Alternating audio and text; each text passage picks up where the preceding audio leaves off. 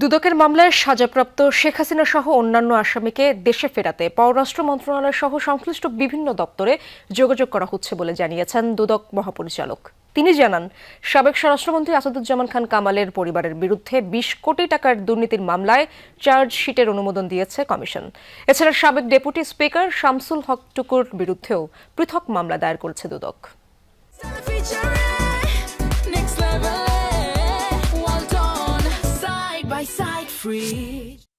ক্ষমতার অপব্যবহার করে পূর্বাঞ্চলে অবৈধভাবে প্লট জালিয়াতির ৪ মামলায় সাবেক প্রধানমন্ত্রী শেখ হাসিনাকে ২৬ বছরের কারাদণ্ড দিয়েছে বিচারিক আদালত। একই মামলায় তার ছেলে সজীব অজেদ জয়, মেয়ে সাইমা অজেদ পুতুল, বোন শেখ রেহানা এবং ব্রিটিশ এমপি টিউলিপ সিদ্দিককে বিভিন্ন মেয়াদে কারাদণ্ড দেওয়া হয়েছে।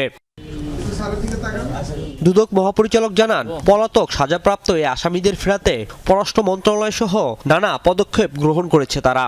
বিজ্ঞ আদালতের আদেশ অনুযায়ী যারা পলাতক রয়েছেন এবং দেশের বাইরে যারা রয়েছেন তাদেরকে ফিরিয়ে আনার ব্যাপারে সরকার এবং দুর্নীতি দমন কমিশন এবং অন্যান্য এজেন্সিও একই সাথে কাজ করছেন। এদিন ২২ কোটি টাকার অবৈধ সম্পদ ও ৮৭ কোটি টাকার সন্দেহজনক লেনদেনের অভিযোগে সাবেক স্বরাষ্ট্রমন্ত্রী আসাদুজ্জামান খান কামাল তার স্ত্রী সন্তানদের বিরুদ্ধেও চার্জশিটের অনুমোদন দিয়েছে কমিশন।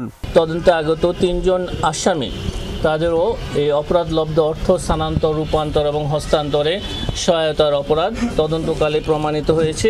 এই কারণে তাদের সকলের বিরুদ্ধে চার্জশিট দাখিলের সিদ্ধান্ত গৃহীত হয়েছে। এছাড়া সাবেক ডেপুটি স্পিকার শামসুল হক টুকুর বিরুদ্ধে ৩.৫ কোটি টাকার অবৈধ সম্পদ অর্জনের প্রমাণ মেলায় মামলা করেছে দুদক। মামলা রুজুর সিদ্ধান্ত গৃহীত হয়েছে। রাজীব আহমেদ, যমুনা নিউজ, ঢাকা।